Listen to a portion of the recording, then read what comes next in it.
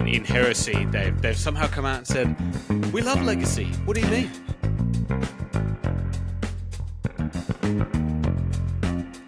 Hi everyone and welcome to episode 8 of the Old World Behemoths. My name is Alasdair. I'm a behemoth variously because I brought a 500 point dragon to a 1500 point tournament. We recently ran a doubles competition and the next army I'm working on has a nice big juicy flying behemoth in it.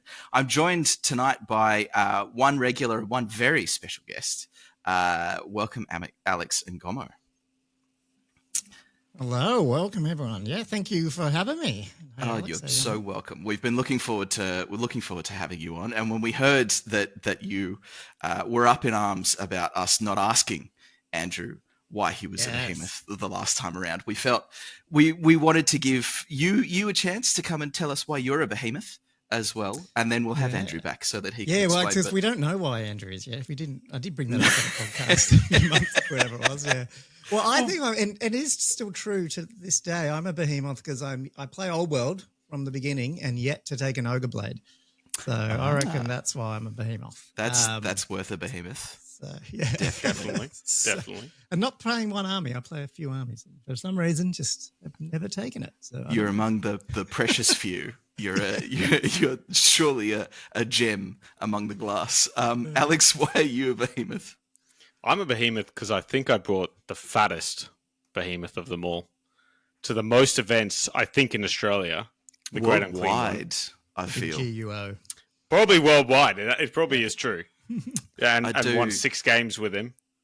I do think there's a title in there waiting for you, Alex. Is the model that you use, did that creator get smashed the other week from the GW thing? You know, the roll up on all the copyright takedowns. Yeah. I don't think so. Okay. I just saw a picture of some of them, and I swear I saw him, and I was like, oh, because I can't remember who it's from. You'd know, but well, do you know what? I'll go check. Because that's a good question. Because I know that a few people like Highlands got hit, but on weird things, like their Dragon Prince equivalents, but other things were okay. And like there's Skavens all there. I'm like, how is that? Anyway, so I have no idea. They're legacy factions, Gommo. So surely Games Workshop isn't concerned about those things anymore. I wouldn't be surprised, mate, if that is. It could be the extent of whatever. Surely the copyright still applies. But then I guess Skaven is an AOS, so don't know. Who knows? Anyway, this evening we've got hopefully a short episode for you. We're going to be focusing a little bit on what's next for the Old World. We're just wrapping up our season. We'll talk about this in a bit of detail. But before we do, a special thank you to all of our patrons that help support the show and help us make sure that we get to keep producing content, keep running events. So thank you, Death1942, Ghost, Joshua, Sick, Silver Dave, Jeff, and special thank you to you, Gommo. For being one of our patrons. If anyone's listening would like to become a patron of the Old World Behemoths, you can find the link in the show notes or description of the video or podcast, wherever you're watching. Alex? We do need to say one thing. Gommo, we actually have your Patreon reward sitting in my backpack. I saw your comment. I didn't think you were talking to me. I thought you were talking about stuff from your games. We were talking to you. Yes. Yeah, the thing last week, the tournament stuff. And I was like... And then I went back today and I went, oh, is he talking to me? What is that? Didn't that cost more than what I've paid in Patreon? Special benefits. We give back so much. We're truly a non-profit organisation. So we need to get that to you at some stage. No worries. Well, I'll come into Old Hammer, which that'll probably do it. Before we do jump on, sorry, Alex, a special thank you, of course, to 25 Creative, who helps us with all of our graphic support as well. But Alex, this is your show now. Yes. Well, tonight was going to be a short discussion, but I'm happy to go for as long as we want because I think it's a special topic, and that is. I'm calling it the end of season 1 for Old Hammer, not just in Australia, but globally. And I think this is down to season 1 ending down to 2 things. One is because of the fact we've had 1.5 come out as the FAQ, but 2, because it was the official end of the Australian season, Gommo. That's right. Yep. Just ended 2 weeks ago, a week and a half ago. So, yeah. We had Masters yep. that went well. You went up for that. Oh, I didn't know. I was going to too much because I went to the snow last week. Oh, that's right. A bit too crazy. So. Yes, but famously powered by Old World Rankings. Yes. Hashtag sponsored Old World Fanatics. That's right. And I reset all but the other regions on Old World Rankings that don't run official Masters. I was going to ask people, like, no, who cares? One flies out. I just reset everyone as of 1st of July. So whoever's played on Old World Rankings in like the US, whatever, their rankings have been reset. It just made sense. Yep. I'm sure you've annoyed an extremely small cohort somewhere, but I'm sure they'll survive. In like Denmark or somewhere. Like, we've only run one event or two events or something on that one. But this is representative of a couple of key things throughout that season. The first of which being almost a happy birthday to the Western Sydney Wargamer guys who ran the first Oldhammer event mid-August last year, which many of us met for the first time, and the listeners in this community. Great event. Only 16 players. Notably now 40 selling out in... selling out in what? 6 hours or something like that? Yeah, something like that. Yeah. Incredible. Yeah. Did you get your ticket, Gommo? Sorry. Yeah, but I was like 39. Something like that. Yeah. Because I missed, because it was just busy that weekend. And I didn't even know like what was happening. And then I saw the comment somewhere. And I went, oh, crap. I don't really have... I've got WhatsApp open, but I don't really use it a lot, so... It's rule to send your mates. So we're pinging each other. It's out. You know? It's an extremely busy conversation though, so you can be forgiven. But Alex, I think you misnumbered the number of people coming to the next Oldhammer. Wasn't it 50 people? not 40 people? Yeah, that's right. Yeah. That's right. We had it on good authority that Michael wanted to go to 50. He was just, talking. It is 50. No. Because it's 40 in the pack. But it is. It's 40, but we've been accused. I have personally been attacked, Gommo. I've been attacked. My reputation's been stained because I've been accused of trying to gaslight the TOs into raising it to 50 people. Probably should be, though. They told me they might. They totally could. Well, they were talking about maybe they could have a streamers room in the off to the side with all the tables for streaming tables. Is this when the Yum Cha came out as well? Like delivering Yum Cha, everyone's talking about that. Silver Day. It could happen. It could happen. Yeah. Oh dear. Yes. Well, we have that going now, but season 1, representative of us all learning the game. I think we have one of the strongest communities globally in New South Wales. We've had you guys grow to, I think you were saying before, almost 4,000 subscribers. What were you January last year?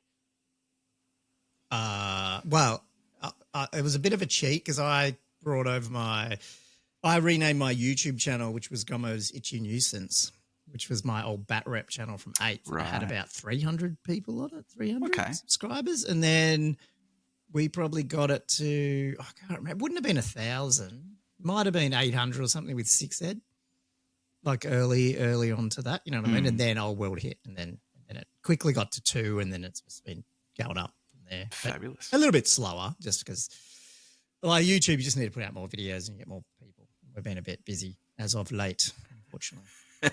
I think busy is representative of the entire podcasting community. I was working about 10 hours a week, so I was like, yeah, I'll do YouTube. Yes. And the 2+ boys, shout out to them for the 100th time. I think, Alistair, when you appeared on their channel for the first Oldhammer very first guest. Very first guest, just a smiling face on a laptop. They had something like 150 subscribers, and they're almost at 2,000. Yeah. I hesitate to look back on that video now. I find myself totally overconfident and looking at smashed. the first tournament, thinking to myself, no, this will totally work. I've got this game cornered. I did all of 8th ed. We've got this down. And I look back on that and I just see this dewy-eyed young man who had no idea what was coming. But from that has spawned a wonderful dislike of, of certain factions within the old world, and a really entertaining set of conversations which carry forward to this day. So Has complaints. no relation to Paddy Brown's favourite faction. No, absolutely not. Absolutely not. And as we were sort of talking about before things begun, I'm sure someone somewhere is reading into the subtext of my empire being conquistador themed when Paddy Gallagher's Wood Elves, who we had that infamous game against, are Aztec themed. Totally no relation. Absolutely no connection there. Nothing to see there. No, in terms of why that's happening. But anyway, good fun. So, Gommo, Old World rankings. Can you perhaps summarize for us in a sentence how much stress it's taken you to keep this thing going, launching it, getting to the stage it is? Oh, that's an interesting question. It's not really any stress. I mean, AI just makes everything so much easier as a developer. It's like I've got a little team of people that can just do the work. So, I mean, the only stress I have now is I want to do more, and it has to come in little stints. You know, when I have a few 4-hour stints somewhere, I'll smash some more stuff into it. Otherwise, I'll just leave it. It's mostly handoff, except for Monday, Tuesdays. I sort of go in and it auto syncs all the results, but you still need to go and I manually upload army lists because I don't sync to BCP to pull army lists because you have to be a paid subscriber. So that's why I've got submit army list button. So I just submit army lists, and anyone's free to submit army lists. Hang on, are you saying that when we log in after an event and all of them have turned black? So if it's new recruit, they come over. They come over. Yeah. But BCP doesn't. You've gone and manually submitted all of those. Amazing. But you'll notice I usually only do 1, 2, and 3, or sometimes I do all the results that didn't lose or just lost one game. Because that's the only one people give a crap about. Yeah. So, How many individual rankings are there now on? As in people? Yeah. How many people have sort of stats are on the front page there? So 6,670 players. 15,000 tournament results. So that tournament results are actual games. I guess 15,000 individual matchups over the 18 months or so. Yep, that's crazy. And almost 5,000 army lists are in there. But what an amazing result to have it so embraced as a method of just understanding what's happening in the old world. Yeah, and I'm not a big rank. I'll never make masters. I mean, I almost did through for default, because I got an invite, but I couldn't go. But that's because people couldn't go. But I don't want it to just be a rankings over. Rankings is fun. I want it to be more than that, and so that's why I want to do tournaments. I want to do hobby. It's just going to take time to do that. It's just people. When you look at the Google stats coming in, they're all coming in to look at army lists and then the faction stats. Yeah, of course. I mean, that's just what it is. And it's blown up the last 2 months or so. It's just gone whoop. But even just from I mean, it would probably help, right? It would just from an analytics standpoint, just to even understand what's played. So even taking a step away from, I mean, it's competitively driven by nature of event results. I mean, it's a game, right? But games win and lose unless it's D&D or something. But, definitely. But it's so interesting just to be able to look at it and understand what are people playing? How is the community responding to the changes that happen over the course of the Arcane Journals? I imagine that's just been so interesting just to watch. Yeah, well, that's the thing. And now you can search on that. I didn't know this was going to be a selling feature point for Old World Rankings. But obviously, the last month or so or whatever it was, I did put in that feature where you can search on those release drops, So it's easy to go in there and just go, I just want to see from 1.5 or whatever. Yeah.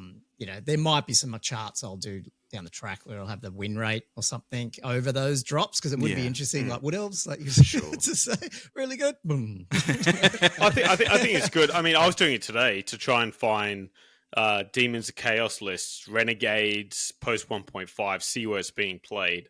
Yeah, and it's surprising how many games are actually being played globally with the factions. You can go and find. Yeah.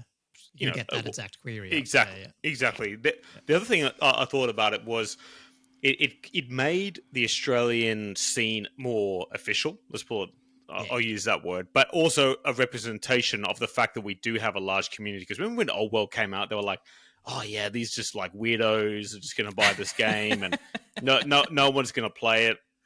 And there's six or 700 Aussies that are now registered that have attended an event, BCP, whatever. But there's got to be way more, because we ran the doubles event a couple of weeks ago now, and I reckon half the attendees had not even been to an official event before. Yeah, well, I mean, around Newcastle, there'd be geez, I would know right now 8 people that I've seen or talked to in the last, say, month that are either starting or coming back or haven't played yet, and but they would be Old World players. They're just not here yet. Like they haven't. Yep. They're still in the other game system, or they're just starting to get it, or they've bought their first army but halfway through it. Like Andrew and I went to our local one the other day, and we didn't even. We're used to being the only Old World table, and then we're in our game, and these 2 people walk up and go, "Oh yeah," and we're talking to them, and then like, "Yeah, we just finished it. We just had a 1,500 point Old World game. Got Cathay versus something." I went, "What the?" We just totally You didn't see the balloons? Come on, no, the massive balloons. Because he didn't have the balloon part. He just had the bot. Because he just glued it together and started painting it. So he only had the base. It was just the base. Yeah, the base basically. It looked like a little flying saucer because he had the bottom of the. Oh yes, yeah. Oh, we'll see a few of those. Yeah. I'm sure. So it's just funny. Like I was like, wow, I was just saying, man, sorry, I should have looked, because I feel bad because we just must have walked straight past and set up our game, started playing. And, yeah. I think that's kind of representative for where I think a lot of our mindsets are at, or have been probably for the last 9 months, while this game has gained a lot of momentum and so many changes have gone through and so many events have been run. And it's one of the reasons why, I mean, I'm sure the reason behind us doing the doubles event and the reason for us sort of looking to do things like that in the future is the potential to get that many more players involved, that sort of new scene with the close of all of the, the Warhammer play spaces. Think back 20 years now, which wasn't that long ago for us, but maybe for some other people are. But thinking back that long, most of the events that certainly we ran 10, 15 years ago were all out of the Warhammer stores. And it was very much part of, I mean, call it their business model, call it their social model, to bring in whomever to come and do painting. To, there were always teenagers there after school in the weekends. There free were paints. Free paint. Yeah. That's why you went there. Well, I mean, exactly. But it helped sustain a community. It helped change the event scene quite a bit. It helped. It helped it be a much larger game. And I'm actually quite looking forward to the opportunities to, now it sits with the community to do it, because, So, Games Workshop is like, I haven't talked to you guys. Maybe I have asked you this question, but if I can just, take that, not the host position, but just ask questions. I don't know if it's on topic. Of course. But Gommo, we're known for our hyperboles. Don't worry. Yeah. I brought this up numbers of time, and I thought Masters was the first mishmash of this as well at a competitive level. But I'm seeing the emergence of like old 8th players meeting 6th and 7th players for the first time and stuff like that. And I wasn't sure your history. You mentioned 8th a bit, but I don't think I've ever met you guys before. So, and you're only 2 hours down the road. So it was like, was that what period of 8th was that? Were you in the tournament scene as well in 8th, or was it not? Yeah, I mean, we were running events for 8th. Right. When the system was wrapping up. But I think my proper Warhammer journey started in 7th, and Alex's started in what, 5th or 6th? 6th. Yeah, right. 6th edition. So we've got, varying histories, but at the point that Alex probably started up Warhammer, you would have been mid-teens. And I think by the time 10, mate. Earlier than that, there you go. By the time we were running events, we were in our early 20s. So I think that was sort of the point at which we were both socially and capably able to go and be part of the environment. That said, I mean, it is an interesting point, because we were very much part of the 8th bubble that existed here in Sydney, particularly the inner city part of it. Was that the good games in inner city as well? Yeah. It was the good games at Town Hall. Okay, because I went to a bunch of them. But Yeah. Oh, probably well. just never bumped into. Did you come to our house? I don't know. It's Been a long time. It may have happened. It's been quite a while. But perhaps the point, Gommo, It's is so funny if you're on one of my battle reports. Well, I found a photo of Dave Robertson in one of our old Facebook page photos, from like 12, 13 years ago. And it's funny because Dave and I now live 150 meters away from one another. So he's like my local garage hammer buddy. Yeah. But to your question, we never really did the CanCon scene, like the big castle, Castle You didn't Assault. do Castle, obviously. No, That's no, what no, I mean no. when I said, don't know your face. You No. We're just the washouts. And Actually, that's not true because Tom would have. Tom absolutely would have, and Chris probably did at least a bit. And Chris, there was too many people. I wouldn't have met them all either. And back then, I wasn't. I was a nobody. We were also playing multiple systems. Like, we played, you talk about the journey. 40K was probably our main game. Would you say that? Okay. So it was. Let me rephrase that. Historically, we all played fantasy.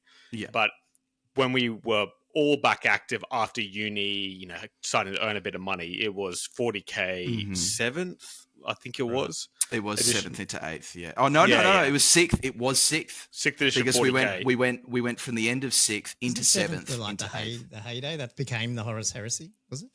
7th was a good time to look back on. Even to be an Imperial Guard player, yeah. To be an Imperial Guard player, even if most of my time as 7th is reflecting on the awful person I was, turning up to events with Forge World models and just wiping the floor with people who now I reflect on and think that probably wasn't a good Moab doubles, like unkillable fortresses, the most jank rules, interpretations. Yes. Anyway, we'll move past that swiftly. We played fantasy, then we played Lord of the Rings, then X-Wing, Armada. This is after 8th died then. Yeah, this is Oh yeah. After 8th got killed, we joined the movement into X-Wing and then did the whole Fantasy Flight fandom thing for 5 years. Card games, the whole shebang. Yeah, all of that, and then came back into 40K, like on and off. But we were starting to enter, post-marriage, kids, and so forth. And then when Old World was announced, I think we literally just played Warhammer Armies Project on TTS most of the time. And great thing going there. And I don't know about you, Alistair, but when I think it was November, and they were saying, "Oh, it's coming soon." I was going, "No way!" Like, sure, yeah, whatever. And literally the next day, it got announced. Yep, it's coming January 5th or whatever. Whatever it was. Whatever it was. Yeah. Except for Australia. Except for Australia. And so it is now the only game system we play outside of Twilight Imperium. And have absolutely zero interest in going back to 40K, Middle Earth, etc. No offense to Middle Earth guys, they're still pretty good. You just can't. I mean, there's only so much time in the day. Well, that's right. And 40K at the moment just sounds a bit like a cautionary tale. Feels like it's sounds awful. It's late stage capitalism in gaming form. But I can't keep up with it. No, but I mean, it's one of those things that I'm sure a lot of the people who ultimately are going to end up listening to this would resonate with. Children, work, life, understanding what you need to build in. I must say, the 2+ boys had Val on this last week, and what a conversation it was. Yeah, it's out. It's absolutely fabulous. It would have been while you were in the snow, yes. Getting blitzed in the cold, but very well worth a listen. And one of the points that Alex Brown made in that, just on the topic of limited game systems and what we're playing and what we're being proud of, is making sure that we are feeling confident and comfortable with the game system and talking about it in the way that adults should at this point, that it's not just toy soldiers anymore. It's allowed to be a hobby. It's allowed to be something that we can go and express ourselves and build friendships and those sorts of things. So quick, totally unrelated topic call out for the 2+ boys. But if you haven't seen that, Gommo, certainly go and watch it. But if I any have of the some audience catching has up it, to do. Yeah, it's had a crazy definitely weekend. would recommend. Yeah, Yep. it's good. Some listening. Cool. I like it. Absolutely. And you know, those guys. I don't think we would have started a podcast without them having done what they did and driving the tactical scene, because I think the core reason why the four of us got together, well, Tom, I think, was itching to start another podcast after he left Shatterpoint, was it? Space Star Wars Links? game? Yeah, no, but the game system. I Oh, think it was Shatterpoint. Shatterpoint. Yes. He'll kill me for that. that. And we wanted to, like, they were kind of going global, but we really wanted to set up a little channel just for the local scene. So literally, I think probably like out of the 200 and whatever subscribers we've got, you know, eliminate the 180 bots that Alice has set up, and you've got probably just the 40 people from Oldhammer. Oldhammer, right? Yeah. Basically. You know what's really interesting is, like, because it's funny that you sort of alluded to this, that you guys really got into it a year ago almost. That's it. Yeah. Because I remember, because we were running Old World Fanatics and holding over in 6th Ed until it came out, so we sort of kicked it off and did all that stuff. And so we were in it from day one, you know, like pretty right into it. I was buying everything, all that sort of stuff. And I remember my impression of the first, and this is sort of, I guess, going into the topic, my impression of the first 6 months of the season 1 was that Queensland are fucking going great. Where's everyone else? Like, And even Perth like, too. you know, Perth. Yeah, Perth. Yeah, Yeah. yeah. And Sydney, Sydney was non-existent as well, and Victoria is only just, you know, they're actually really going well now. But, like, you know, before then it was like nothing. Yeah, definitely. And that's why I was like, it didn't even hit my radar really. And then to turn around a year later and you go, basically, I'm going to go to 4 one-dayers a year, and that's Oldhammer. And then I might squeeze in two weekenders, like 2 full weekenders. You know, it'll be Castle, and someone else will get my attention. That's it. That's all I'll do all year. But that's all I need to do. And the weekly nights with Andrew. Well, down playing just a week. Behemoths. Yeah, exactly. Yeah. That's. It's 100%. amazing to think that the scene here has developed to that extent. And I mean, again, full credit to the Western Sydney Wargamer guys who have built not only this local event series, but the local community around it. And then they've expanded it out. I think they deserve so much credit and so much applause for what they've done. Rob from Squarebase often talks about how he runs the most Warhammer events in the world. I think that's true. I don't think that's undisputed.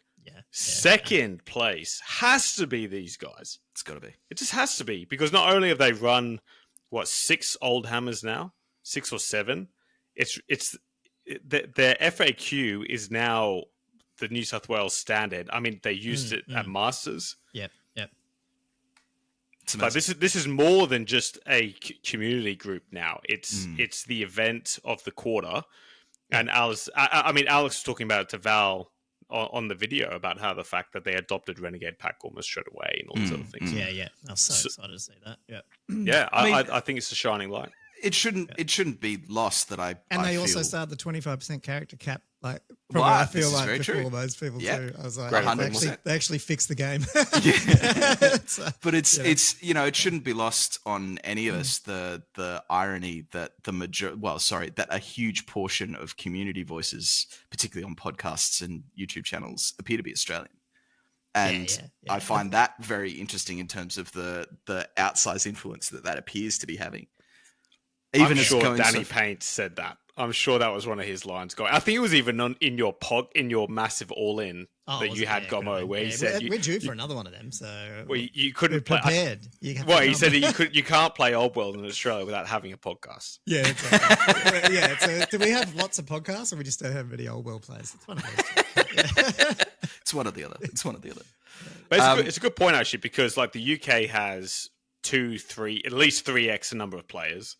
The US and Canada would be 5x probably. Like not just competitive. Canada's about the same as us, but the US and UK dominate for sure. Dominate, and yet they just don't seem to have the same centralized community groups. As you say, Gommo, Victoria, I think, is leading the way because they have that venue. It's like yeah. unbelievable. Yeah, I mean, I'm so because I was overseas when that was on. Otherwise, that would be the other one. I said Castle, and basically, it wouldn't be hard to convince my wife to go to Melbourne either. Yeah, we need that in Sydney, but knowing rents in Sydney or being like Campbelltown. Well, look, I would, but not for a weekend, I guess. But there's that Blacktown venue. I mean, it's good. Yeah. It's not a gaming hall, but for what you get for what you do, and the food and the beer and the cleanliness and the size, for sure. I mean, geez, and to get there, it's actually so easy. Well, it's like 2 turns off the M, whatever it's called. I don't know. Like it's M7. I know exactly what you mean. M4, M7. M7. Yeah. God. Yep. You probably get there faster than Alistair does. Yeah, well, I don't know which way me and Andrew went the first time because we stayed in Blacktown somewhere. So we were like all over the shop. The other time we came down, it was just like, what the hell? Oh, that's right. That was the like painting video that you were doing in your room. Yeah. We don't want to go outside. Like we'll get killed in Blacktown. Yeah, basically. Well, we're going deep here, but my cousins, some of my cousins were from out that way and Mount Druitt and stuff when I was a kid. So I just remember, and back then too, it was like, it was just like, where are we going, Blacktown? What the hell? For our viewers and listeners in Blacktown and Mount Druitt, we're sure you're lovely now. Yeah. Oh yes. Well, I literally live in Blacktown Council. But Alex, I think so. We've spent a fabulous 30 minutes at this point talking about the end of season 1. I think you've got a few more things for us to cover, do you not? I do. There's the absolute change in pace, which seems to be GW management. First of all, have now acknowledged Old World on page 1 or maybe page 2 on the CEO's opening verbiage in the latest annual report. Everyone seems to be talking about it. I think it is a significant thing. It's one of their 4 game systems, their main game systems. Yep. And so I think this highlights, the sudden shift. I know we were talking about the whole, we're taking it in a new direction and there's more investment. Many of us have worked for corporations before, and we know that this meme is absolutely spot on for when they walked into that management meeting, probably unprepared for what they were going to face from questions from the board, or I don't even know if we even got that high.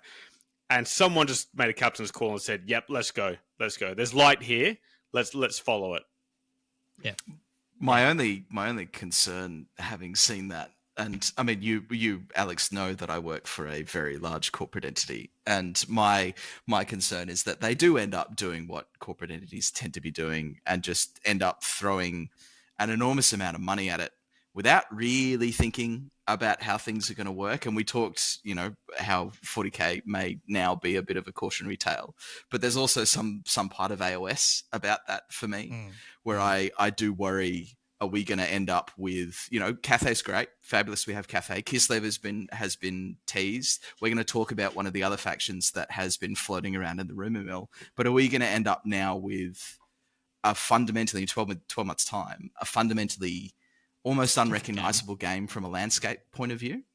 I guess it depends what you're after, because I don't want to come across as a GW fanboy now, but in terms of their business model and all that, but sure. They, do people actually want Old Hammer, or do they want a game that is doing well? And you get we whinge about 40K all the time and how complex it is. In 3 months you have to know everything. But God, you can't argue with the numbers. That's true. No.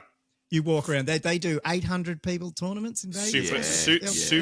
Super pods or something like that, just to pair people. Yeah. So if that was Old World, maybe not that size, but if Old World was even 4 times as big as it is now, I don't know. At some point, you got to just realize as an adult as well that you want to, like you said before, you want to be able to play, find people, have mates, tell stories, and you do that when a game is doing well.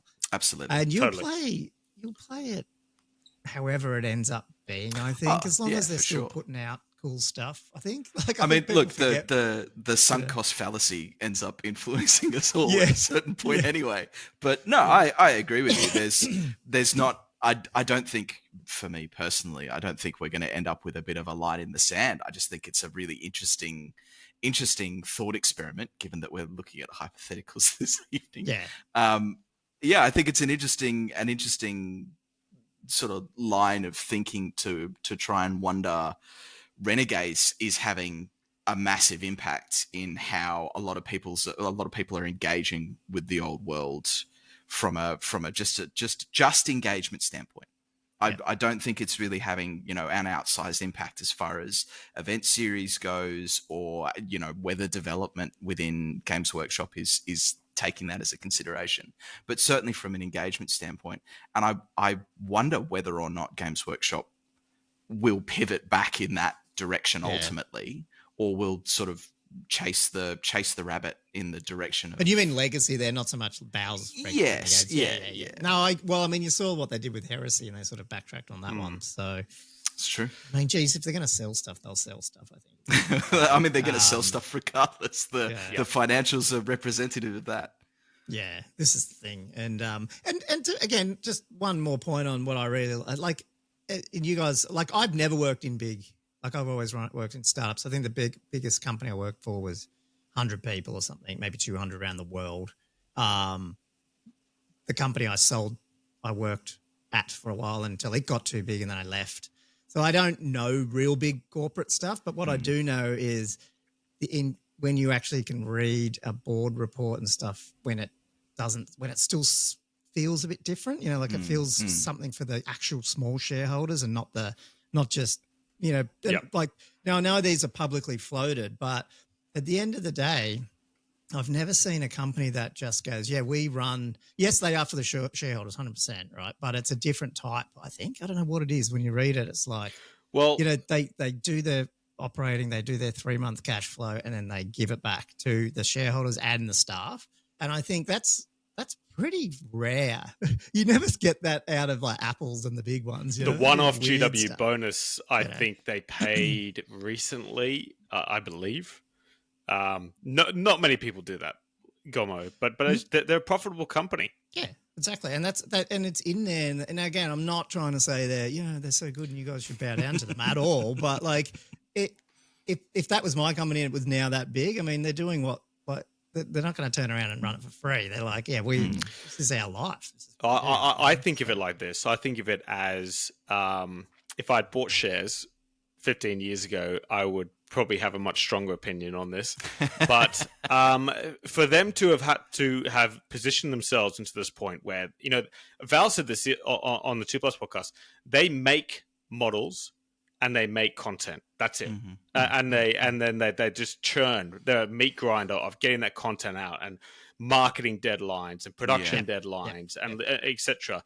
But for them to be turning, people say, they're making so much money. Yes, it's true, but they needed to have made that much money for Old World as a side project to have been given the green light. I mean, the other thing too is they make everything. Like they don't outsource, other than they do a little bit, but they're not like... Every other company will ruthlessly strip everything out and outsource it over here and here and here. So the shell is gone. The founder shell is gone. Now, I know the original Warhammer founder people are gone in terms of all the weird stuff that made 40K. But I feel like the guts of what they actually want is still there, that they want to control it. They print everything. Their factory's right in Nottingham. They print the books. That is... that's actually pretty cool, like, company. It's totally different Still to every other FTSE 99 companies that are not in the FTSE 100. The other 99 that are in there, betcha they're totally different. And it's, I don't know, I feel 100%. That's pretty cool. Like, I don't know. Yeah. But to your point, Gommo, that's my fanboy part done. the analyst report that gets filtered 100 times before it hits the street.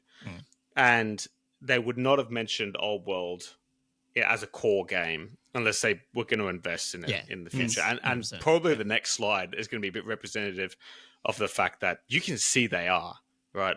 Do you remember 10 years ago when it was like, oh my gosh, do you know what? I am going to start the Bretonian army 10 years ago because surely it's coming. Surely it's coming. Do you remember there was rumours? I mean, I remember the rumours that Bretonnia were going to drop or Beastman. They weren't sure which one. And then the game died. Yeah. It's just like, through the park. No, my enduring memory of that is waiting 2 editions for a Dark Elf book and then it dropping mere weeks. A Weeks before the announcement of, hey, yeah, no, 8th ed, no more. Dead. And that was wow. Yeah. that was always hugely entertaining. But and not even dead. It's like it's a entirely different game. It's just gone. Take us forwards, Alex. Yeah.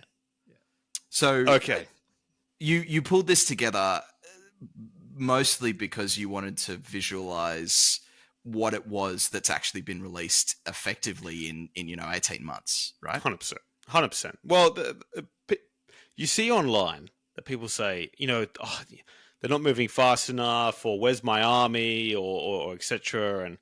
And someone's always got to complain about GW, and we have to remind people life could be way worse. I guarantee you that. We haven't even put the rule book on here, right? Yes. Sorry, I didn't realize that. I thought the first one was, but it's not. So forces of fantasy and ravening hordes are there, but outside of those, so if you've done a page count there, even though they're 48 pages except for the first two, that's way more than 8th ed got in a year, in 18 months. 100%. I'd even put it on. I wouldn't be surprised if it's get close to what 40k has if you did the page count. I know they have so many. They're 96 pages, I guess, are they? Yeah, but I suppose they're often full army reworks, right? And these have been sort of iteration based. But even understanding that it is iteration based, you've seen new units, you've seen new ways of playing the game, you've seen thought actually go into, not every single one of the Arcane Journals, but certainly most of them. And to your point, Alex, life could be way worse. This has effectively been a release, if not every 2 months, then at a very minimum every 3 months since the game began. There has been the negative. Was it was it the dwarf book or before the dwarf or after the dwarf? When it was like we should be categorized as there was that 3 month window where nothing came out. It was after chaos. It was after chaos. Okay. Yeah. It was like, what the fuck's happening? And then, that's what happened. Yeah, maybe you're right, Gommo. Maybe it was after dwarves because I think I was praying for chaos to come out at one of the Old Hammer events, and it came out just in time. I think we had a preview. Something like that. But some of their side games, and this was supposed to be a specialist project. Yes. We joke about this, but we joke and also like side grin at each other that it doesn't come true in the future. The fact that it could have just been here's your rule books, here's Britannia, here's Tomb Kings, have fun, and away they go, and see you in a year's time. Yeah. Every single army's had a core release. And this, you're not going to like this, Gommo, but is my potential reasoning for why I don't think Legacy is going to come back at all very quickly. But perhaps you can prove me wrong on the next slide, is that this much content has come out just from the core factions that have been released. And the business opinion of me says, they're going to make more money off Cathay and Kislev and other things like that than they are bringing back Legacy. However, now that all the core factions are done, what is next? Yeah, we don't know, do we? Well, we sort of know, but we know some. At least, with the Cetra. I think you got them around the wrong way, hopefully. I do. Cetra. I want the Cetra books. Yeah, that's a good pickup. It's just because of his total eagerness to get his hands on Kislev, Gommo. When Kislev comes, every army that I think Alex he quite literally means the release. Cetra's book is Cetra's book. Oh yeah, which should be first. Oh, sorry, yeah. They can't lose. It's almost like they can't lose because technically they could do what you're saying and just really focus on new stuff, and they'll still, that will go well. They could also do something like, we'll bring out 1 or 2 new armies over the next 2 years, and we'll just dribble out Arcane Journals for the legacy ones and just repackage the old models. I think it might sell hotcakes as well. Yeah, looking at this from a pure dollars standpoint, though, I think a lot of it is tied into whatever their production is, right? You release an Arcane Journal for a legacy faction, you want to be prepared with the production to be able to sell models, and I'm sure factory really screwed like that. Well, they had that. They haven't even, that other factory won't even be online until next year. Yeah, 12 months. And that's the thing that just sits in the back of my mind to say, at what point does that capacity then turn towards the legacy? And it's probably not until they get either a break in a release schedule or they really feel that they're going to end up being prepared to maximize. I mean, obviously they have designs for all the old plastic mold injection stuff, right? So it's all there. But the problem is bringing that up to production when after 8th Ed finished, certainly for a lot of it, they would have been selling through stock for Age of Sigmar. And then as they pivoted to all the new Age of Sigmar models, they just would have gone, great, we don't really need the production capability for this. The success of Old World's actually hindered that because they don't want to like re-bring Dark Elves out right now. Yeah, they can't make it or something like that, you know. Like it'd be funny if they got like these 80,000 units sitting there that they can't sell, but they're like, oh fuck, people are going to buy more than that. So we're gonna. The AOS teams are sitting there going, "We'll have those, thank you." Yeah, pass them over here. Yeah. But it's a good point about the factory, and often we can sit here and not think about the logistics behind shipping. And the CEO report spoke about this. Again, it's a luxury that we have a factory down here in Sydney.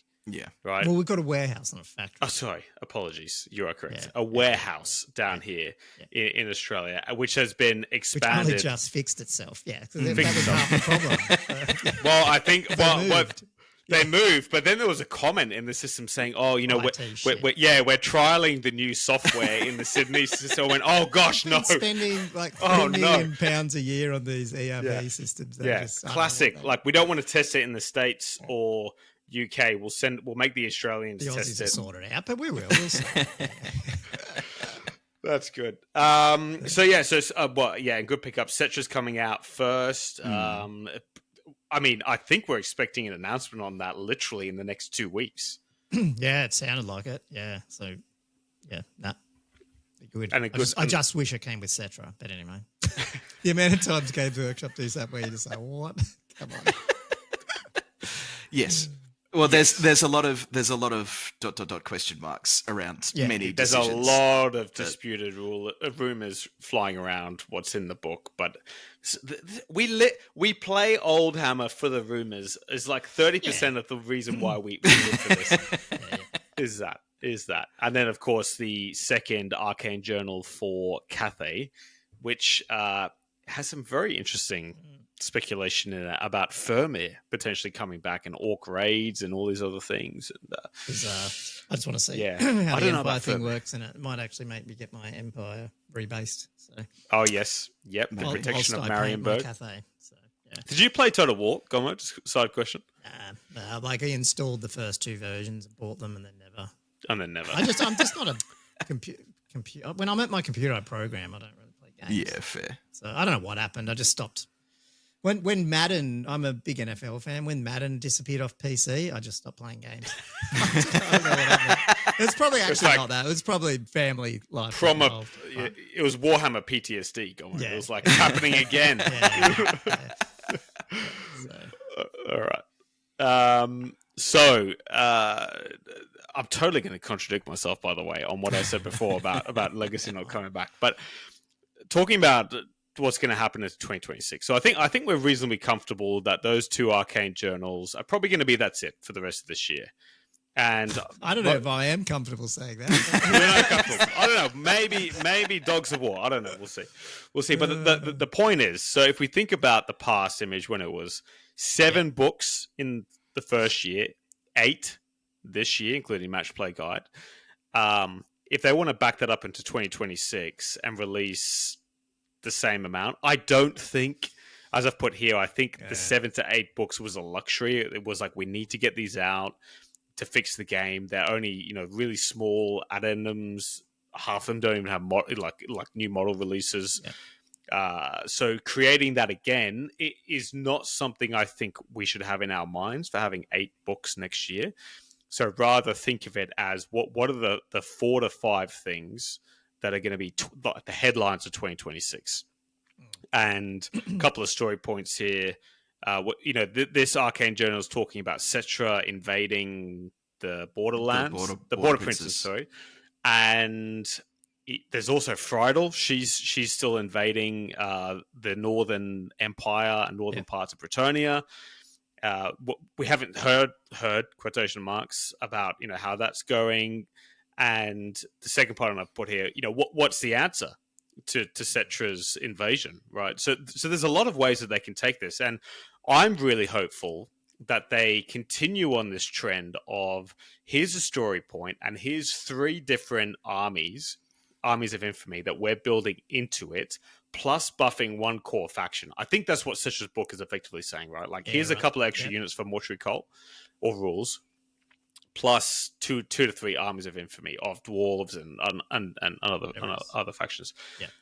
Or will they release new factions altogether? We've spoken about Kislev. There's rumors now about Vampire Coast potentially coming next year.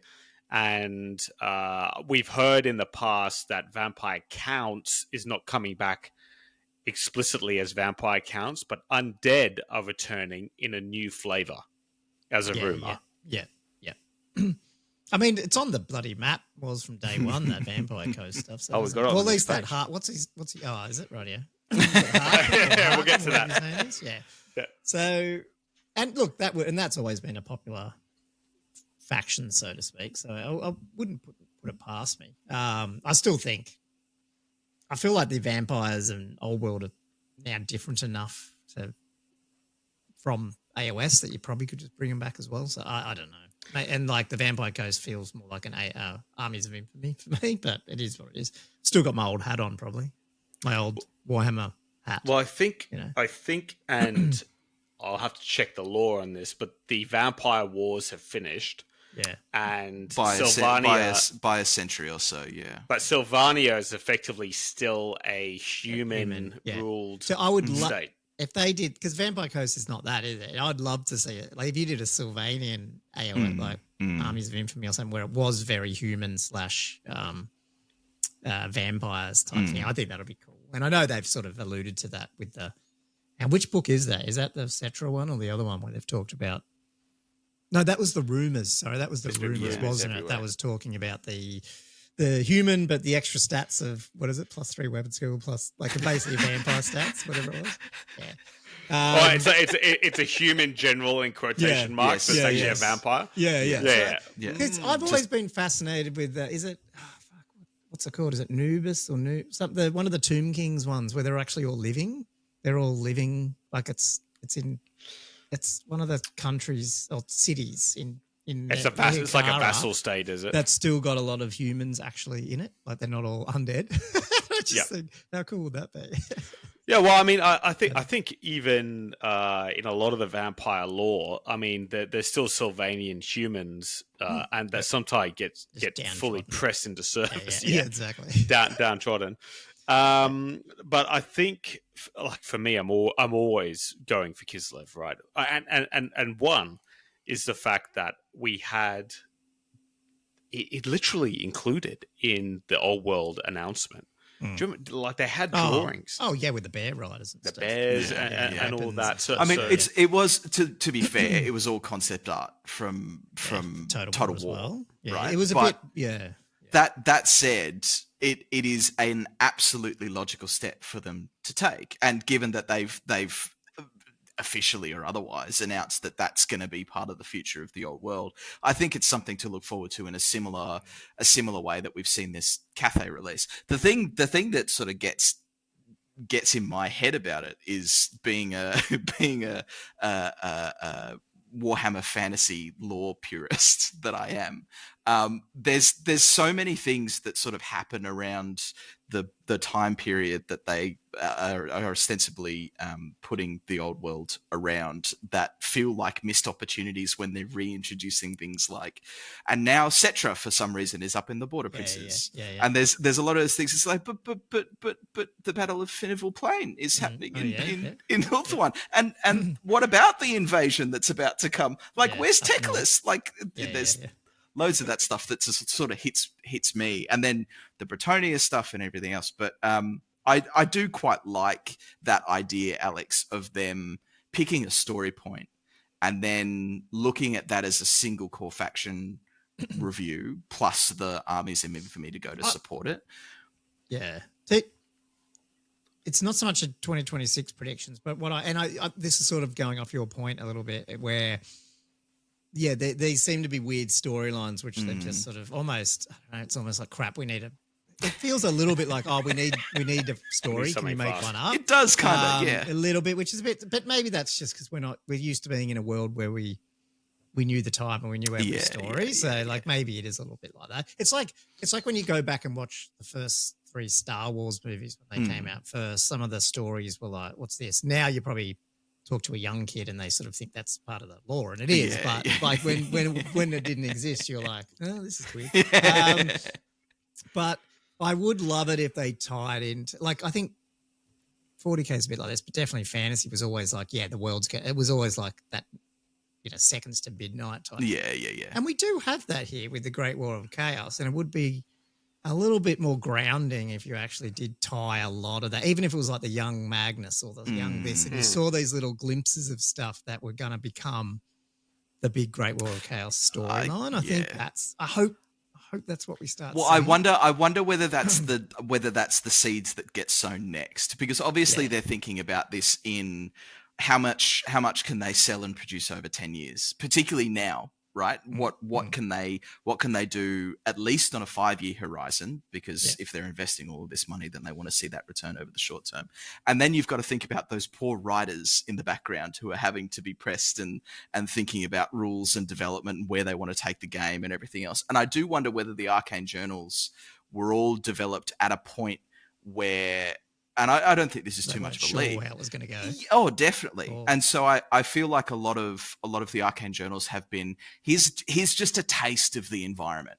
Here is just a taste of the environment. And maybe what we see with these different styles of releases are, yes, we get a Magnus release where he's not, emperor yet, but he's Magnus as he exists at a certain point. And then, you tie in the other major characters over time. But yeah, it feels to me that's probably a logical way to go. The fear for me is, again, I just think about AOS and the different random story steps, and the lore coherency there is just everywhere. And so I do fear that maybe we just end up seeing this patchwork of random stories rather than this sort of cohesive push towards something. Yeah, I think so, because even in 40K, it kind of feels like the vibe is, let's just resurrect another Primarch. Well, at least they've still got a couple more to go, don't they? So like, 2 are missing. How does it work? I can't remember. Well, it's the Space Wolves about to emerge from the warp. It's a never say never as far as 40K goes. It's just like, hey, this thing that we told you had happened and we wrote several books about, we're giving it the Star Wars treatment, and that's not true anymore.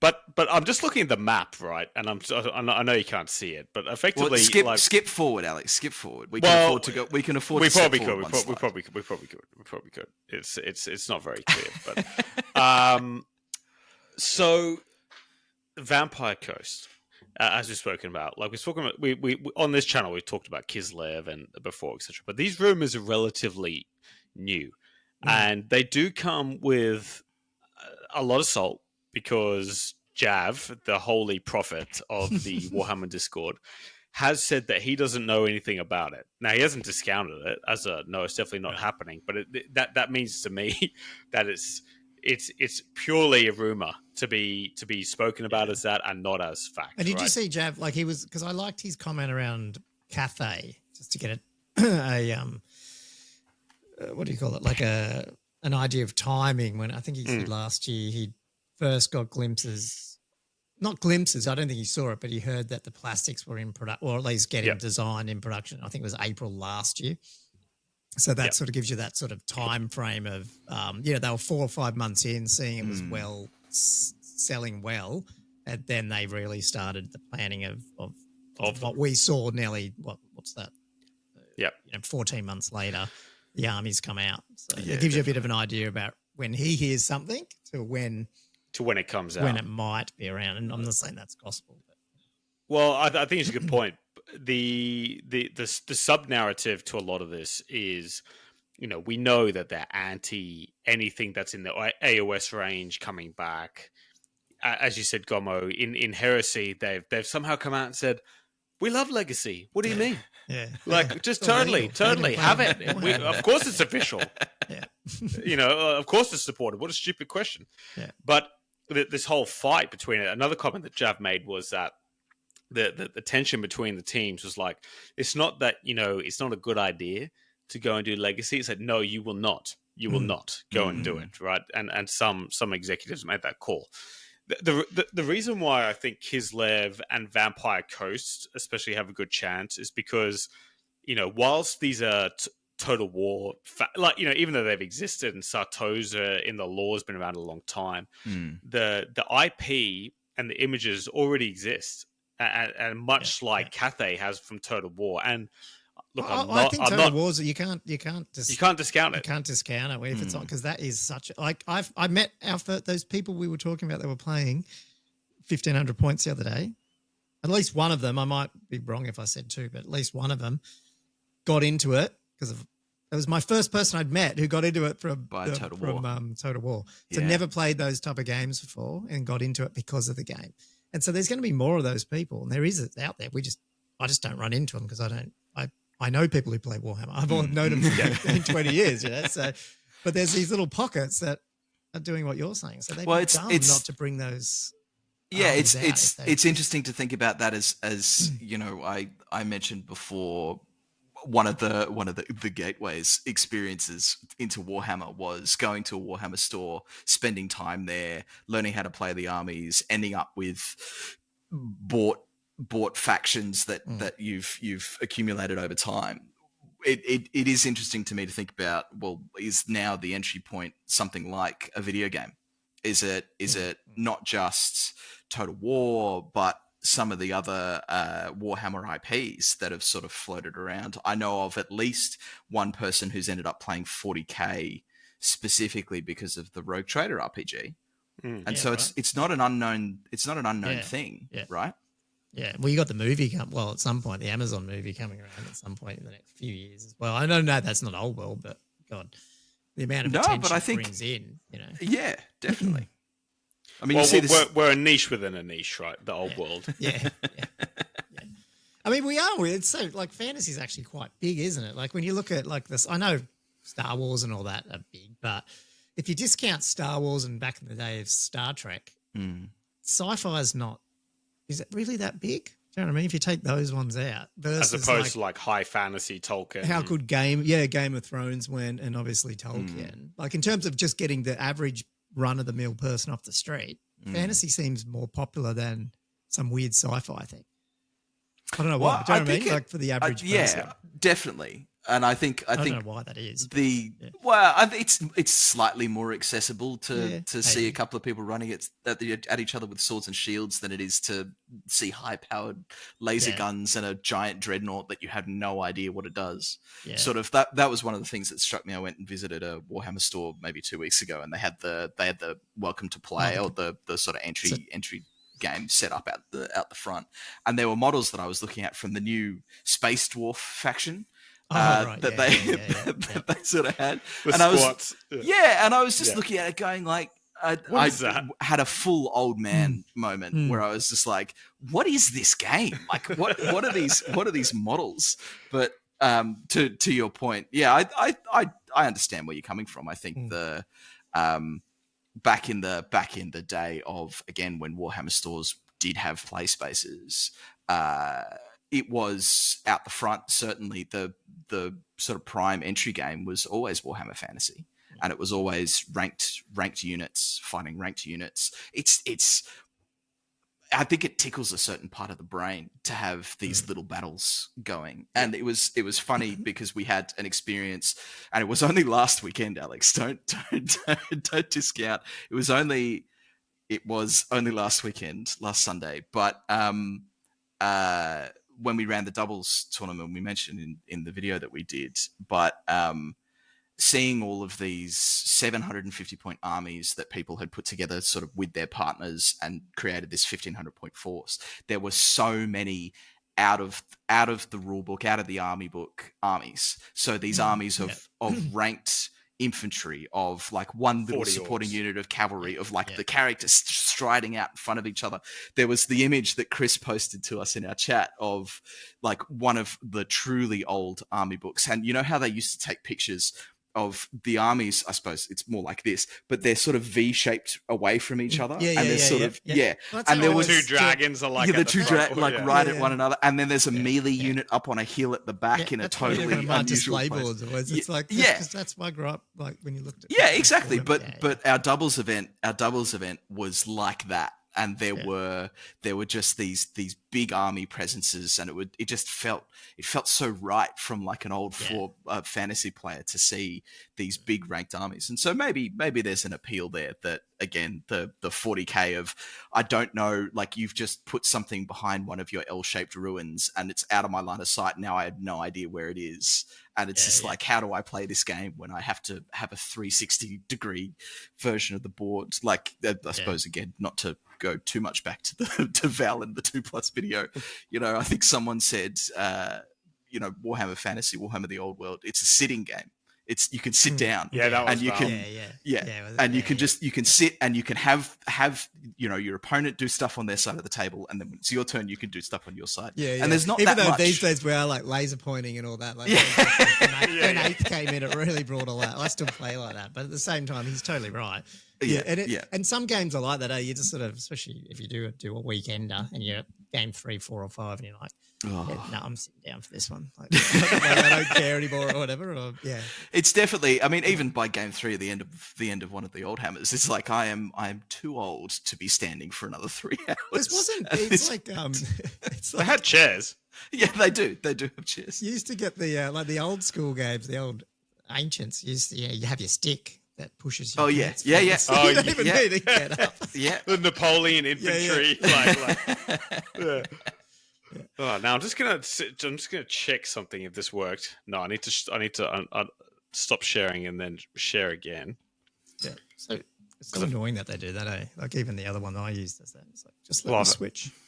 I've added one more slide. Well, I think it's Alex's own fault for updating the pack and then not being able to share. Talk amongst yourselves, but I think this is an important. This is the drawback of using that PowerPoint medium for a podcast, particularly when you're relying on the Google Suite, the Google Workspace. Yeah. I do that, but I just don't. We just don't use slides. Like I've started to do some because I keep telling people this for the last 3 weeks. So I have videos planned for like little, 1.5 updates to all the faction stuff. Here we go. It's just, God, got to get them out. Whoa, what's he got? Well, where's the Empire Arcane Journal? Yeah, I know. Review? That's the thing. Well, now it's redoing it again. But now, see, the salesman would say, "Well, we knew 1.5 was coming, so we wait. We were waiting." Yeah, that's right. Now, this is peak Warhammer content here. A screenshot with a MS Paint line drawn on it. This is the map I was looking at, talking about Cetra's invasion, right? Yep. I mean, the logical route here, I don't know what the orcs are doing. Cetra's clearly just blitzed through the Badlands. The Savage orcs are coming. Savage orcs, they fight the Savage orcs somewhere. Apologies to I just the didn't orcs think the players. Savage orcs hung out in like the deserty Badland part. I thought they might be more, I don't know. I think I feel like the justification is they've just watched this massive Tomb King's army roll past, and now they're like, "Hey, let's follow the big cloud of dust." They do like the Savages do like a lot of bone hanging off them. Maybe they just it's cool. I'll get some more stuff for my little cod piece or whatever. I painted a lot of Savage orcs. Oh gosh. But I mean, the rumors are juicy on that. But the reason why I brought this up is, well, first of all, we didn't mention on the previous page, there is a pirate ship down there. And now I'm not saying that was there intentionally, but it's at least a pivot point and let's to introduce something like Vampire Coast. It could be Sartosa, to your point, Gommo. It might not even be a full faction. It might just be a sub-human faction. Like, here are the pirates, they're humans. Here are some old Sartosa models. I've seen them flying around. Well, so the captain's the vampire, and that's the only model. Yeah, to be totally fair to the whole Sartosa lore, there is a sidestep away from it being explicitly vampire led. So there's I feel like it's only really the Total War game that's really leapt down the throat of, it is a Vampire Coast area, and that's with Aranessa, Salt Spite, and the whole character. When you get the mission to go take it. No, but I feel like it's specific. It's quite specific in terms of, people are going to crucify me, I'm sure, for this, but I feel like that attitude towards Sartosa is actually relatively specific to the Total War game. That said, I totally come around to what you were saying before in terms of there's a potential for an army of infamy that's revolving around Empire first and foremost, using Free Company, maybe mixing in things from the Bretonnian books, the Bretonnian Exiles books around Border Princes, Bombards, and blunderbusses and that sort of thing. But putting in those elements of weird and wonderful in terms of, well, maybe, yes, there is a general that is a half vampire thing, or maybe there's a unit of some justification for putting depth guard or something in there as being this sort of depth. Right. So they're the vampire infantry that man the infantry. They're great. So that's all. That was all on Total War, right? That's exactly it, right? Yeah. That's exactly it. And they're like Blood Knights, but on foot, effectively. Yeah. Okay. Yeah. But the why I've drawn this amazing blue line is because all of those little sub-faction points have, if you click on it, and I'll read you one, I've pre-prepared. Lord Fulmer, Ortegator, Don of the Red River. What crimes Lord Ortega committed in Estalia, none can remember, for he has resided in the Border Princes for 70 years and more. Then you just click on all of these, and there's a little baron or something like that, and a little backstory. There's a Kislev army as well. Gaston, the Worm Slayer. And a couple of other ones, and just going like, there's so much to explore there in terms of named characters where they can drop, as they say, hey, this empire, he's an empire general for purposes, but he's the baron that got exiled for having an affair with the Duke's wife or something. Do you know what I mean? And now he's taking his army with him, and he's fighting Cetra. Can you just click on the Lothern one and tell me what it says, because I've been dying to know why the White Shield one. The White Shield. Well, there's multiple. Anrock. Yeah. Or Aetan, I should say. Hidden in a shrouded valley within the Dragonback Mountains, Tor Anrock once provided the High Elves with a bastion, which survived until 2276. The garrison of Tor Anrock was slaughtered by a legion of Nehekaran undead led by the High Priest Ashatuk in his search for a missing Tomb King. So why is he on there? Well, maybe they're just representing, hey, the elves were here at some point in the past. But I think when we looked at this map ages ago, there were lots of question marks around why is there a Kislev army in the Border Princes? Why are there two elven factions here? Like, what is actually going on that they're having to manufacture this convergence of the major powers? And then there's the Cathay law that appears to be coming out at the moment, which is, is it a trading fleet, which is ostensibly making its way around? No, it's effectively, she's coming with a full force to stem off the threat of the Empire, threat of chaos. And chaos. That's and right. She obviously is used to fighting them. And so basically she's rolling into the northern part, not the southern part, putting Marienburg under protection and saying, you guys have no idea what you're doing, where I'm coming in to take over. And thus the whole thing about you'll have 30-40% mercenaries for Empire as troops get levied in to help her fight Friedel and who else. Although they're talking, Gommo, on your podcast, you exploring this, like orcs and undead mixed factions and all this weird... we just got a big mishmash and I lost track of it. The minute they were like, you can have orcs and undead. I like the idea of what they were saying, because you could pick your own sort of, what did you call it? What was it called? I can't remember what it was like. But menagerie? Something. But oh god, yeah, it's going to be confusing if they get in there. I think it was. I don't think it's going to be. No, I don't think so. But I think they'll do some little things like that are just story driven, and that's the thing you got to keep going back to. Like, even though some of these arcane journals feel like they might have been a hit or miss, it's like they're not really doing it for the tournament play, are they? They're doing it for the story and what they're trying to do. So, well, I mean, that's representative in just in, you know, the quote unquote balance of a lot of things that come through. It's like this isn't designed for call it the competitive balance of the game. You know, having a 20 point magic resist 2 item on Empire. It's just like, no, this is, you know, thematic for the purposes of the Arcane Journal and for stories that they want to eventually tell. It's not competitive play design. And I suppose to your point around, you know, games are popular when they're well made and when they're successful. I wonder if that ends up changing. But needless to say, when it comes to this map, Alex, so yes, there are now story points around all of the represented factions on this map. Is there something in particular that concerns you, or is anything that you wish to call out as being maybe a trigger for what we'll see next? Well, I think so. We've got the Cetra invading, right? And this is my vibe, right? Is we're going to see the Cetra invasion play out. He's fighting the border princes, etc. Then we're going to teleport across to the north side with Cathay. And the point about is, you know, when they introduced Cathay, people were talking about, we're going to expand the map like they did in Total War. You know, we'd keep expanding the map east, They whatever. technically didn't. They But just they brought it in. They don't need to. They don't need to. They're going to be doing all these things. I mean, why the Kislev faction's there. This means that they can have these things in their pocket to say, well, now we're going to come back down, right? Yeah.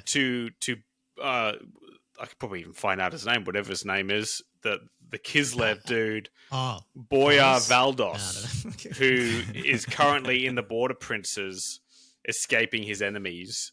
Oh, is this one of the other ones? Is this one of the... It's literally the Kislev faction right next to the Border Princes label. The bear in the middle of the screen. The bear. Yeah. And thus, you have all this ability to say, well, you know, maybe the Kislev's coming back in to help fight Cetra, and he's been cornered into his thing. So I don't have anything specific, but maybe to say that we're going to have a northern sphere and a southern sphere. Yeah. I just think we can have more of an empire sphere. I know, like, it sounds weird, but for something, I don't know, Old World feels like it's the empire, and we've actually haven't had a lot of it. And plus, they haven't actually been very good in Old World at the moment. Like, you know what I mean? They've been a bit of the kicking boy a little bit, unfortunately. And so it's just been weird that it's been Bretonia and Tomb Kings and even the Border Princes. And I feel like Old World is Empire v Chaos stuff and Empire v Dwarf, like orcs. And I feel like at some point it'd be cool to get, like I said, I think we're years away from that. Yeah, get that. I think that's the great final. Yeah, so that's the final battle. I'm eager for at least the start of seeing that come together a little bit. You know, definitely. I mean, they sold this on the Three Emperors. You know, like it's just past the Three Emperors. It's all a bit weird, and it's like we haven't really heard much. No, it's we've got a general out of Nuln. We've got the knightly orders, and then what? Question mark. Like even the Arcane Journal goes through deliberate pains to tell you nothing. Yeah, it's like here's a tiny taste of what each province is about, and that's effectively it. And they really don't tell you anything at all. But I haven't actually read through all this yet. But the Old World role playing game is obviously going into that a little bit more because of that fact that there's no. Is there a release for the RPG? Yes, so you can get the PDFs now. Okay. We've got a PDF to review. Which we've got to do yet. So we got a free one. I reached out to Crucible 7, which is cool. So they gave us that. Okay. But I haven't had a chance to really go through it all yet. But I'd love to, if I had enough time, I'd love to play some games of it, but I'd probably more look at it for the lore sort of things and see what they start adding in. Because I think that's the biggest miss at the moment. We've had one novel and that's it. Well, never say never, Gommo, because we here at the Behemoths are avid tabletop RPGers, and we could be like the Critical Role for Old World. Tune in to watch Andrew get smacked by a Cathay Sentinel. And as Alex will tell you, he's just like, I'm sure. My particular style of running games would suit the theme well. But anyway, Yeah. I look forward to you guys having a look at that Yeah. and talking a bit about it. But yeah, I think it'll be interesting. I wonder whether they take the opportunities over the next little while again, as Alex has sort of highlighted, to really look at story and develop story a little bit more through the next couple of releases. We do have to have the obligatory reminder that we're 18 months into this, and Yeah. we've had, tectonic shifts in the way that even we expected the game to be supported. And given that we're only 18 months in, our impatience is justified, but at the same time, there's so much time to go. Yeah, look, I don't actually need more releases. We've had so Yeah. much at the moment. And next year, well, isn't it? I keep saying this on our podcast. It's 40. Isn't it the 40th anniversary of 40K next year, and it's 11th edition drop or something? I think they're due their new cycle. And I think it might be for what years is that? 20. What are we up to? 2026. So 1986. Does that sound about right for Rogue Trader? Around then. I think it's about that because Warhammer only had its 40th, a few years ago, and the game didn't even freaking exist, which was stupid. It's very annoying. But yeah, that's why to go on your point, like harbour your expectations, because next year is going to be big 40K year. We've just had a heap of stuff. Heresy's just dropped. Mm-hmm. And they're doing Arcane Journals as well because they've seen how good they go for Old World. So we're going to have to just slot in next year. I think definitely. But it's a new year. It's a new season. It's practically a new game with the 1.5 release. So I think there's lots to keep us occupied, even if most of that occupation is like the commenters on the 2+ video who are just demanding changes from Val totally out of nowhere. Thanks for coming on, but I need all of these things done to my specific faction. I think that was one of the most entertaining parts of when they opened up the Renegades to suggestions for 1.5. And then just seeing people in the comments with their full wish lists of how they wanted. I think Val deleted the document and just re-uploaded it. Yeah. I did actually look at that. Yeah. That's funny. Yeah. I mean, that's the thing. You do want like community input, but that's too many people. I think it got to the extreme when it was maybe 2 or 3 voices who had the majority of the comments throughout the document, and then it was at a point where it's just like, okay, guys, we've got to let's be serious, please. But but we're talking about Old World rankings. Actually, Val could just go to Old World rankings and find out who plays Renegade factions the most, etc. In that, and just say like, hey guys, Alistair and John and Matt can't go through a video without complaining the Dark Elves need an update, even though they've all won tournaments with them. So who knows? Yeah. Maybe there's consultation groups in our future, but I think we're a little bit far away from that. But that said, I think it's probably time for us to wrap up, unless there was anything else burning that you wanted to chat about, Alex. No, look, Gommo, thanks for coming on. We're down to Behemoths. Tom has he has returned from his Euro trip, very similar to the movie, and we'll have him on to do a recap of the next Old Hammer, probably in the next week or so, alongside Chris. So the 4 of us are back together. But Gommo, you've got your live stream tomorrow night, which has become a bit of a, well, I won't say become a bit. It is now an institution, the institution that everyone tunes in for. I think you had 45 people on the last one. Oh, no, it's getting, it's the point where we don't actually, I've got to keep, like last week Josh and I, because Andrew was sick, and then we had it all planned. As much planning as we do, not like you. And then I was like, oh crap, I've got to talk about the rumors. And then suddenly we had all this stuff to talk about. That's when I tuned in. Yeah. The actual, the topics and the questions, if you could actually do an hour just chatting to the I come along just for Dave's comments. They're always worthwhile. Yeah, no, I really appreciate everyone jumping on that, because it's been good, and it's been like you guys find this too. Probably it's just a good reason it gives you that. Oh, we need to turn up. Yeah. like to do this stuff. So that's what. Absolutely. And you've involved got in the Castle game. Assault in So- 2 weeks. Yeah, we've got I think we might. I don't know if I'm supposed to say anything, but we've got tomorrow. You might be hearing more about Castle Assault, I think. So. Well, I mean, I'll save my question then for that. I did see your hobby update, but I'll definitely save my question for tomorrow night For the live chat. for the live Yeah. chat. But no, thank you so much, Gommo, for coming along. No, I appreciate it, mate. Yeah, it's been good. And I will try and sort out the next Aussie, what do I call it? Podcast crossover. Maybe we should. yeah. You're going to have like in the 40 next- people on Yeah, that thing. I don't it's know. funny. Yeah. Might have to have like someone who just mutes people. Yeah, like a minute. There'll be so many people. It'll be fun. Just I think it'll right, Just mute Danny every time, like, you know. a finger on the end meeting button. Yeah, yeah. All right. Well, let's wrap up there. Thank you to everyone who's watched an hour and a half of us have a good chat around the future of the old world. That was fabulous. Again, big thank you to Gommo. For anyone who's watching, go check out the live stream tomorrow night.